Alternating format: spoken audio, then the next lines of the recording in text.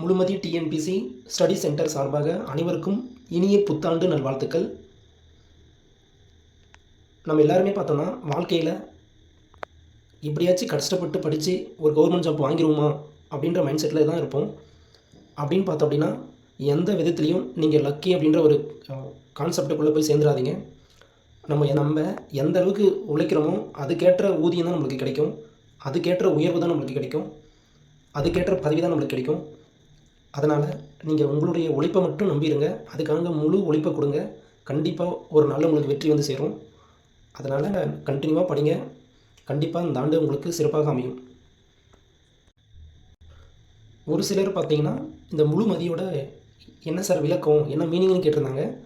நம்ம நல்லா தெரியும் மதி அப்படின்னா அதுக்கு நிறைய மீனிங் இருக்குது. நான் எந்த மீனிங்கில் இதை ஸ்டார்ட் பண்ணேன் அப்படின்னா, மதி அப்படின்னா நிலவுன்னு ஒரு பொருள் இருக்குது, சரிங்களா?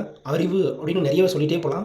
நான் என்னோடய கான்செப்ட் பார்த்தீங்கன்னா மதி அப்படின்னா என்ன பொருள் அப்படின்னா அறிவு அப்படின்ற கான்செப்டில் எடுத்துக்கிட்டு, முழு அப்படின்னா முழுமையான அறிவு கொடுக்கணும். சரி, எது சம்மந்தப்பட்ட அறிவு அப்படின்னா அனைத்து கவர்மெண்ட் எக்ஸாமுக்குமே, சரிங்களா? முழுமையான நம்ம அந்த அளவுக்கு நம்ம அந்த தெரிஞ்ச அறிவுகளை நம்ம மற்றவங்களுக்கு ஷேர் பண்ணிக்கிட்டோம் அப்படின்னா கண்டிப்பாக அவங்க லைஃப்பில் ஏதோ ஒரு விதத்தில் நம்மளால் அவங்க வந்து உயிர் அடைவாங்க அப்படின்ற கான்செப்டில் தான் முழுமதி டிஎன்பிசி ஸ்டடி சென்டர் அப்படின்னு நான் இதுக்கு நேம் வச்சுருக்கேன். இந்த புத்தாண்டில் நம்ம என்ன பண்ண போகிறோம், என்ன பிளான், சரிங்களா? பாருங்கள், நம்ம மேக்ஸுக்குன்னு ஒரு பிளான் கொண்டு வந்திருக்கோம். இந்த நாளிலிருந்து ஸ்டார்ட் பண்ண போகிறோம். அதோட டாபிக் பார்த்தீங்கன்னா daily 5 maths give our best. Daily 5 maths give our best அப்படின்னு சொல்லிட்டு கான்செப்டில் நம்ம இந்த பிளானை கொண்டு வந்திருக்கோம். டெய்லி ஒரு டாப்பிக்லேருந்து பார்த்தீங்கன்னா ஏதோ ஒரு மேக்ஸில் ஒரு டாபிக் எடுத்துக்கிறோம். ஃபார் எக்ஸாம்பிள் வந்து எல்சிஎம் ஹெச்சிஎஃப் அப்படின்ற ஒரு டாபிக் இங்கே எடுத்துருக்கோம். அதில் மினிமம் பார்த்தோம் அப்படின்னா ஒரு 1 to 5 கொஷின், ஒரு 5 கொஷின், மினிமம் ஒரு 5 கொஷின் நம்ம இதிலிருந்து பார்த்துருவோம். இது எதுக்காக இந்த பிளான் அப்படின்னா, மேக்ஸு எப்போவுமே நம்ம மேக்ஸை மறக்கிறதுக்கு முக்கியமான காரணம் தொடர்ச்சி இல்லாமல் இருக்கிறதுக்கு தான், சரிங்களா? தொடர்ச்சியாக நம்ம ஒரு விஷயத்தை ஃபாலோ பண்ணிகிட்டே இருந்தோம் அப்படின்னா கண்டிப்பாக மேக்ஸ் எல்லாம் 25க்கு 25 ஈஸியாக நம்மளால் பண்ண முடியும். அந்த கான்செப்ட்டில் தான் டெய்லியுமே மேக்ஸ் ப்ராக்டிஸ் பண்ணணும். இது ப்ரீவியஸ் இயர் கொஷின் பேப்பர் இருந்தும் முக்கியமாக புக்ஸில் இருந்து எல்லா கான்செப்ட் ஓரியன்டாக எல்சிஎம் ஹெச்சிஎஃப்பில் டீட்டெயிலாக நான் கொடுத்துருவேன். ரொம்ப கொடுத்துட்டாங்க நியூ சிலபஸில். அதனால் இதெல்லாம் நம்ம பண்ணுறதுக்கு முக்கியமான காரணம் நீங்கள் நல்லா தெரிஞ்சு வச்சுக்கணும்.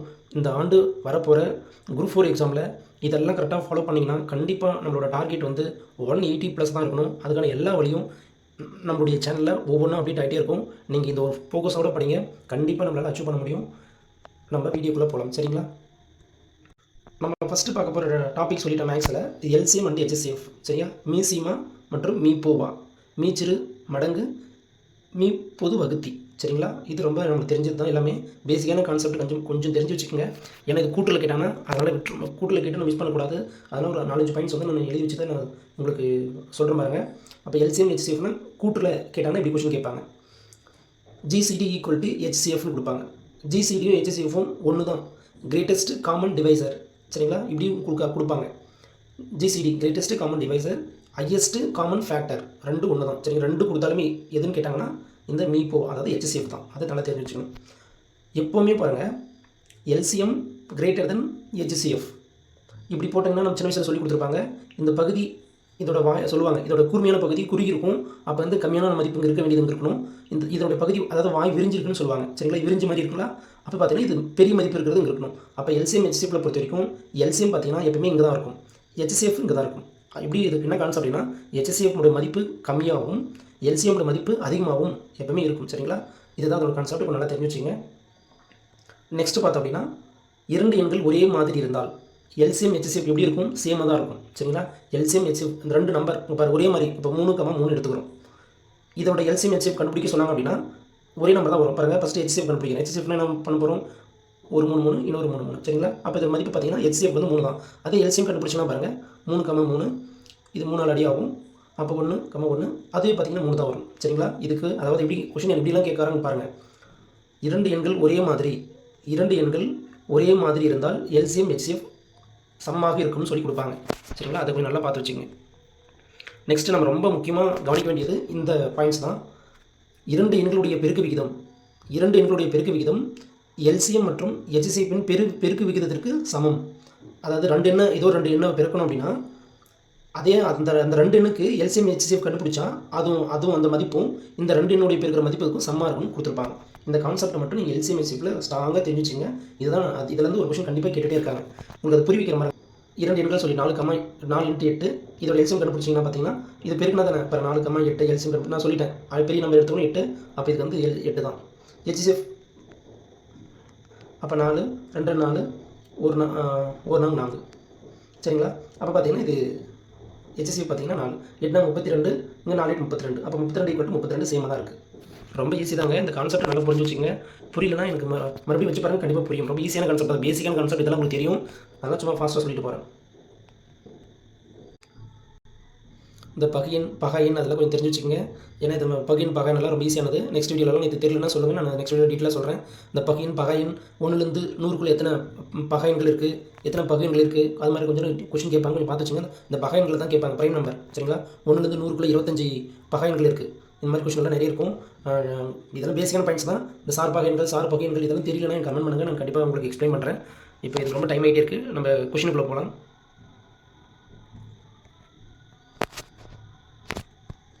பாருங்கள், இவ்வளோ நேரம் சொன்னதுலேருந்து ஒரு கொஸ்டின் சொல்கிற பாருங்க. கீழ்கண்டவற்றில் எவை சரின்னு கொடுத்துட்டு ஒரு 4 ஆப்ஷன் கொடுப்பாங்க சரிங்களா. இது பாருங்கள், எல்சிஎம் HCF எப்பவுமே கம்மியாக தானே இருக்குன்னு சொல்லியிருக்கேன். இப்படி கொடுத்துருக்காங்க. இப்போ எல்சிஎம் இங்கே HCF இப்படி கொடுத்துருந்தா இது சரிதான். ஆனால் அதே ஒன்று இது மட்டும் கொடுக்காம கிரேட்டர் தான் ஈக்குவல்ட்டுன்னு கொடுத்துருக்காங்க.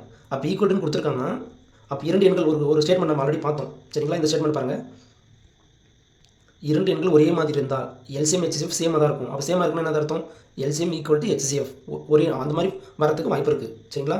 அது மாதிரி இருக்கும்போது பார்த்தோம் அப்படின்னா அப்போது நம்மளுக்கு தெரிஞ்சிக்க வேண்டிய பாயிண்ட்ஸ் பார்த்தோம் அப்படின்னா எல்சிஎம் > HCF இந்த கான்செப்ட் ரொம்ப முக்கியமானது சரிங்களா. இப்படி கொடுத்தோன்னா இதை தான் நம்ம சூஸ் பண்ணணும். 2 எண்கள் சமம் இல்லை எனில் எல்சிஎம் வந்து பெருசாகவும் HCF வந்து சின்னதாகவும் இருக்கும். இந்த கான்செப்ட் சமம் இல்லைன்னா சரிங்களா. சமமாக இருந்தால் ஈக்குவல் வரும். ஓகேங்களா, நல்லா பார்த்து வச்சுங்க. இது மாதிரி கொஸ்டின்லாம் கொடுக்குறதுக்கு கண்டிப்பாக கேட்கறதுக்கு நிறைய சான்ஸ் இருக்குது. ஸ்டேட்மெண்ட்டாக சொன்ன பார்த்தீங்களா, இதெல்லாம் நம்ம புக்கில் பாக்ஸ் டைப்பில் உங்களுக்கு தெரியுமா, இல்லை குறிப்பு அப்படின்னு சொல்லி கொடுத்துருப்பாங்க பாருங்கள். மீசியமானது எல்சியமானது எப்போதும் கொடுக்கப்பட்ட எண்களில் பெரிய எண்ணை விட பெரியதாகவோ அல்லது சமமாகவோ இருக்கும். கொடுக்கப்பட்ட எண் இதோ 4, 8ன்னு சொல்லிட்டான்னு வச்சுங்க. இப்போ இதோட மீசியம் எப்படி இருக்குன்னு சொல்கிறாங்க, கொடுக்கப்பட்ட எண்ணின் பெரிய எண்ணை விட இதை விட பெருசாகவும் இருக்கும், இல்லை சமமாக இருக்கும், இதாகவே இருக்கும், 8ஆகவே இருக்கும், இல்லைன்னா இதை விட பெரியதாக தான் இருக்கும். அந்த தான் இங்கே கொடுத்துருக்காங்க. மீசியமானது எப்போதும் மீபேக்காவின் அதாவது மீபெரு காரணின்னு கூட கொடுப்பாங்க. இப்படி கொடுத்தாலும் HCF தான் சரிங்களா. மடங்காக இன்னொரு டைம் சொல்கிற பாருங்கள். எல்சிஎம் கண்டுபிடிக்கிறதுக்கு ஷார்ட்கட்டு. இப்போ ஏதோ ஒரு நம்பர் எத்தனை இருக்கட்டும். இப்போ 6 எடுத்துக்கலாம், 6 எடுத்துக்கோங்க, 12 எடுத்துக்கோங்க, 8 எடுத்துக்கோங்க. இதுக்கு எல்சிஎம் கண்டுபிடிக்க சொல்கிறாங்கன்னு வச்சுக்கோங்க சரிங்களா. இருக்கிறதுல பெரிய நம்பர் எடுத்துக்கணும். இருக்கிறதுல பெரிய நம்பர் எது, 12 தான் பெரிய நம்பர் எடுத்துக்கிட்டோமா. இந்த 12 வந்து மற்ற 2 நம்பர் இருக்குது பார்த்தீங்களா, அந்த 2 நம்பர் இந்த 12க்குள்ளே வகுப்படுதான்னு பார்க்கணும். இப்போ 6 இதுக்குள்ளே வகுப்படுமா, கண்டிப்பாக வகுப்படும் சரிங்களா.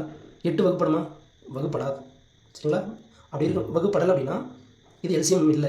இதோட மடங்கு அடுத்த நம்பர் எடுத்து பார்க்கணும். அடுத்த நம்பர் மடங்கு வந்து 12, அடுத்த 12 கூட என்ன வரும், 24. அடுத்து 24 எடுத்து பார்க்கணும். 24 எடுத்து பாருங்கள். இந்த 6 24 அடங்குமா, 4 24 கண்டிப்பாக அடங்கும். 8 அடங்குமா, 3 24. அப்போ கண்டிப்பாக இந்த 24 வந்து இதுக்கும் அடங்கும், இதுக்குள்ளே அடங்கும். அப்போனா இதோட எல்சிஎம் பார்த்தீங்கன்னா 24ன்னு சொல்கிறதுக்கு தான் அவ்வளோ நேரம் ஆகுது தவிர நீங்கள் ரொம்ப சீக்கிரமாக அப்படியே பார்க்குற அடுத்த ஒரு 2 செகண்டில் எல்சிஎம் கண்டுபிடிச்சிட்டு போயிட்டே இருக்கலாம் சரிங்களா. இப்போ நம்ம போகலாம் வாங்க. நான் இந்த ஃபஸ்ட் வீடியோவில் பார்த்தீங்கன்னா புக்கில் இருக்கிற சம்ம தான் கொடுத்துருக்கேன். இதெல்லாம் எக்ஸாமில் கேட்டது. இப்போ ரீசெண்டான எக்ஸாம்பிள் கூட இந்த கொஸ்டின் கேட்டிருந்தாங்க. எனக்கு குரூப் 2 குரூப் 4 சரியாக ஞாபகம் வரல. குரூப் 4 தான் நினைக்கிறேன். நீங்கள் தெரிஞ்சால் நீங்கள் மறக்காமல் எனக்கு கமெண்ட் பண்ணுங்கள். இந்த கொஸ்டின்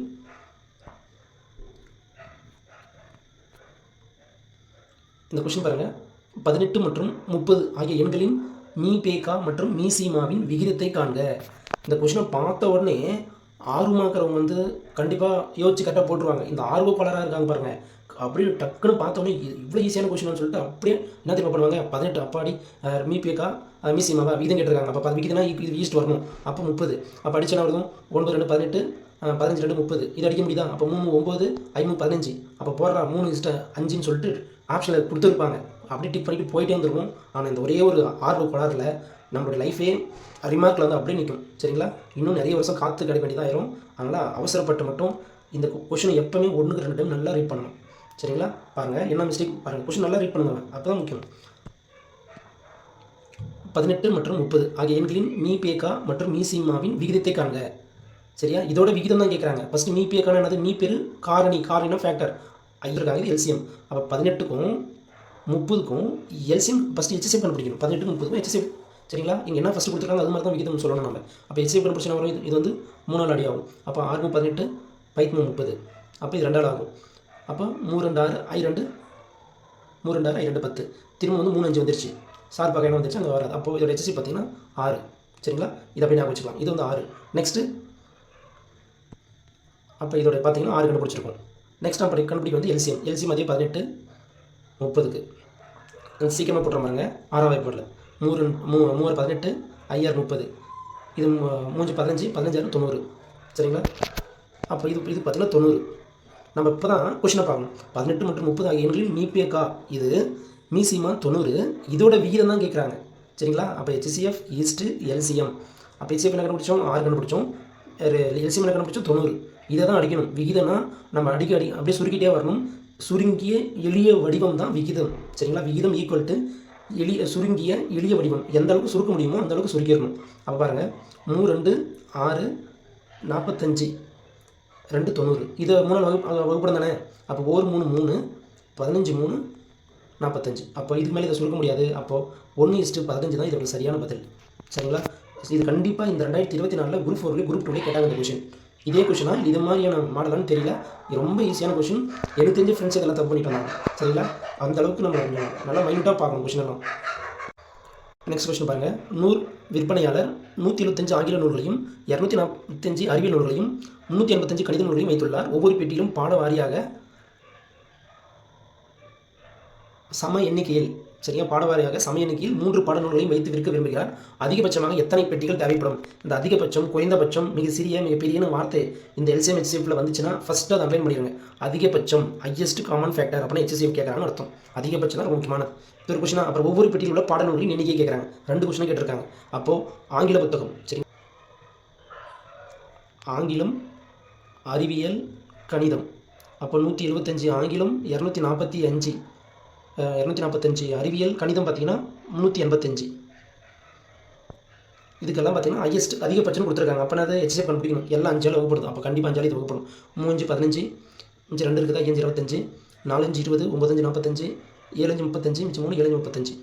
இது பார்த்தீங்கன்னா 7 மடங்காக இருக்குது. அப்போ 5 35 7 49 11. இது HCF தான் கண்டுபிடிக்கணும். இதெல்லாம் வேறு நம்பர் வந்துருச்சு. அப்போ இதோட HCF என்ன 5 × 7 அப்போ 35 தான். இதோட HCF வந்து 35. ஆன்சர் பார்த்தீங்கன்னா 35. சரிங்களா? அப்போ நம்ம இதுக்கு எத்தனை பெட்டிகள் அதிகபட்சமாக தேவைப்படும் கேட்டாங்கன்னா 35 பெட்டிகள் தேவைப்படும். ஃபஸ்ட்டு கண்டுபிடிச்சிட்டோமா? ரெண்டாவது பாருங்கள். ஒவ்வொரு பெட்டியில் உள்ள பாடல்களின் எண்ணிக்கை நம்ம கடைசியாக அங்கே போடும்போது மீந்துச்சு பார்த்தீங்களா? அப்போது கடைசி கொஸ்டின் ஒவ்வொரு பெட்டியில் உள்ள ஒவ்வொரு பாடல்களின் எண்ணிக்கைன்னு கேட்டாங்களே. அப்போ இது நேராக இருக்கிறது என்னது? ஆங்கிலம் தானே. அப்போ ஆங்கிலம் ஒவ்வொரு பெட்டியிலும் ஆங்கிலம் 5 இருக்குது. நெக்ஸ்ட் அறிவியல் பார்த்தீங்கன்னா 7 இருக்குது. கடைசியாக பார்த்தீங்கன்னா மேக்ஸில் 11 இருக்குது. என்ன மீதி வந்துருக்குதோ அதுதான். சரிங்களா? இந்த 2 கொஸ்டின் ஆன்சர் இது தான். நெக்ஸ்ட் பாருங்கள். இது மாதிரி கொஷின் கேட்டாலே ரொம்ப ஈஸியாக ஆன்சர் பண்ணிடலாம். நல்லா பாருங்கள், கொஷினை நல்லா படிங்க. 62, 78 மற்றும் 109 வகுத்து முறையே 2, 3, 4 மீதிகளாக கொடுக்கும் மீப்பெரும் பொது காரணி. மீப்பெரும் பொது காரணி என்னது? HCF தானே. HCF கண்டுபிடிக்க சொல்கிறாங்க. இது மாதிரி ஒரு நம்பர் கொடுத்துட்டு ரிமைனிங் இந்த மாதிரி ஒரு நம்பர் கொடுத்தாங்க அப்படின்னா நல்லா தெரிஞ்சுச்சுங்க. இப்படி கொடுத்துட்டு HCF கேட்டாங்கன்னா என்ன பண்ணணும்? HCF கேட்டாங்கன்னாவே இந்த நம்பரில் இந்த மீதி சின்ன நம்பர் கொடுத்துருப்பாங்க. இந்த நம்பரால் இதை ஃபஸ்ட்டு கழிச்சிடணும். கழிச்சிட்டு HCF கண்டுபிடிக்கணும். நல்லா தெரிஞ்சு வச்சுங்க. ஏதோ ஒரு நம்பர் கொடுத்துட்டாங்க. கொடுத்துட்டு மீதிகளாக 2, 3, 4 இல்லை 4, 5, 6 ஏதோ நம்பர் கொடுப்பாங்க. கொடுத்துட்டு HCF கேட்டாங்கன்னா இங்கே சின்ன நம்பர் கொடுத்துக்கல இந்த நம்பர் எடுத்துகிட்டு போயிட்டு இதால் கழிச்சிட்டு அது HCF கண்டுபிடிக்கணும். அப்போ பாருங்கள், 62ல் 2 போனால் என்னது? 60. 78ல் 3 போனால் 75. 109ல் 4 போச்சுன்னா 105. இதுக்கு நம்ம என்ன கண்டுபிடிக்கணும்? HCF கண்டுபிடிக்கணும். கண்டுபிடிச்சிங்கன்னா வந்துடும். ரொம்ப ஈஸியான கான்செப்ட் இருக்குது. சரியா? இது அப்படியே ஆப்போசிட்டு. இதே மாதிரி கொடுத்துட்டு இங்கே LCM கேட்டாங்கன்னா சரிங்களா? LCM கேட்டால் என்ன பண்ணணும்? ஃபஸ்ட்டு நம்ம LCM கண்டுபிடிச்சிடணும். கடைசியாக இந்த ஒரு நம்பர் மட்டும் கொடுப்பாங்க. அந்த நம்பரை நம்ம ஆட் பண்ணிக்கணும். வந்துக்கிற ஆன்சரில் ஆட் பண்ணிக்கணும். இந்த 2 கான்செப்ட் நீங்கள் புரிஞ்சிங்கன்னா கன்ஃபார்மாக ஒரு மார்க் இருக்குது. சரிங்களா? இப்போ பாருங்கள் 5ஆல் வகுப்பு மாதிரி இருக்குது. 12 5 60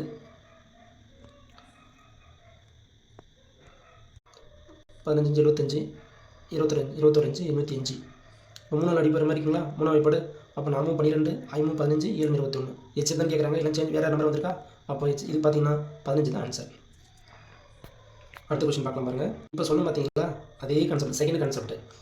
254 மற்றும் 508 254 மற்றும் 508 வகுக்கும்போது மீதி 4 தரும் மிக சிறிய எண்ணை காண்க. இப்படி கொடுத்தாவே ஏதோ ஒரே நம்பர் மட்டும் கொடுப்பாங்க. நல்லா ஞாபகம் வச்சுக்கணும். கொடுத்துட்டு மிக சிறிய எண்ணெய் என்னது? மிக சிறிய எண்ணெய் தான் LCM. அப்போ ஏதோ ஒரு நம்பர் கொடுத்துட்டு இப்படி கொடுத்தாங்கன்னா வர ஆன்சரில் இதை கூட்டிக்கணும். அதனால ஞாபகம் வச்சுக்கணும். சரிங்களா? அப்போ இது LCM ஃபஸ்ட்டு கண்டுபிடிச்சிடணும். 54, 508 இது மாதிரி ஒரு நம்பர் கொடுத்தாங்கன்னா கண்டிப்பாக இதுக்குள்ளே ரிலேட் எடுக்கிற மாதிரி தான் இருக்கும். ஏதோ ஒரு ரிலேட் எடுக்கும். நல்லா பார்த்து வச்சுங்க. இப்போ சும்மா 2 போட்டு இது பண்ணிட்டு இருக்கக்கூடாது. 254 508 இருக்குது. அப்போ பாருங்கள் 250 கூட்டினா என்ன வரும்? 500 வருமா? அப்போ 4 கூட்டினா 8 வரும். அப்போ டேரெக்டாக 254 எடுத்துக்கோங்க வெளியே. அப்போ ஓர் 254 இங்கே எத்தனை இருக்குது? 2 இருக்குது. சரியா? அப்போ ரெண்டு வெளியே எடுத்தாரு 1,1. அப்போ இது 2 டைம் கூட்டினா என்ன வரும்? 508 தான் வரும். அப்போ 508ஓட நான் என்ன சொல்லிடுறேன்? எல்சிஎம் கேட்டாங்க. கடைசி இது கொடுத்தா என்ன பண்ணி இது கூட்டி சொல்லியிருக்கேன். அப்போ 4 கூட்டினா என்ன ஒரு ஆன்சரு? 512 தான் இதோட ஆன்சர். சரிங்களா? ரொம்ப ஈஸியான கான்செப்ட்டு. நல்லா படித்து பாருங்கள், ட்ரை பண்ணுங்கள், போட்டு பாருங்கள். அப்போ தான் உங்களுக்கு நல்லா மனசில் பதியும். பாருங்கள், இதே மாடலில் 2 கணக்கு பாருங்கள். இந்த 5வது கொஷின் இருக்குது பார்த்தீங்களா? இந்த 5வது கொஷின் உங்களுக்கான கொஷின். மதிப்பு 3 குறைக்கப்பட்ட நிலையில் 21, 28, 36, 45 ஆல் வகுப்படும் மிக சிறிய எண்ணை காண்க. இதை கண்டுபிடிச்சி இதுக்கு ஆன்சர் சொல்லுங்கள். ஆன்சரை கமெண்டில் போடுங்க. நெக்ஸ்ட் வீடியோவில் வந்து இதை கண்டினியூ பண்ணிக்கலாம். சரிங்களா? இது உங்களான கொஷின், நீங்கள் கண்டுபிடிச்சி ஆன்சர் சொல்லணும். தேங்க்யூ. இதெல்லாம் புரியலனாலும் சொல்லுங்கள். நான் இன்னும் பொறுமையாகவும் இல்லைனா கிளியராகவும் இன்னும் உங்களுக்கு எப்படி செட் ஆகுதோ அதுக்கு மாதிரி எடுக்க பார்க்குறேன். நல்லா கவனிச்சிங்கன்னா கண்டிப்பாக புரியும். ரொம்ப ஈஸியான கான்செப்ட் எல்லாமே. இதெல்லாம் எக்ஸாமில் கேட்டது. தேங்க்யூ. நெக்ஸ்ட் வீடியோவில் சந்திக்கலாம்.